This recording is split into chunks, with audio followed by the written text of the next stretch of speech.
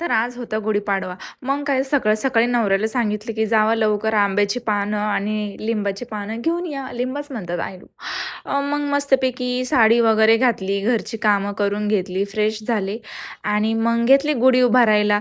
पण कसं असतं माहिती आहे का, आपण जे विचार करतो तसं होत नाही. मी म्हणलं, "खाली उभारा गुढी." तर माझा नवरा म्हणला, "नाही, नाही, वरती उभारू." मग ठीक आहे, त्यांच्या इच्छेने झालं आणि मग मस्तपैकी गुढीची पूजा पण करून घेतली आम्ही. आणि फॅमिली होती आमची छोटीशी.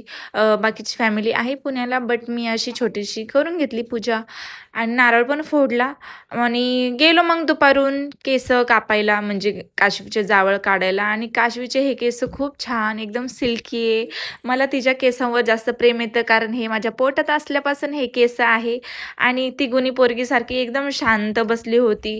सई आहे ना, सई खूप रडायची, खूप रडायची. म्हणजे फर्स्ट तिचे जावळ काढले होते तेव्हा. बाय.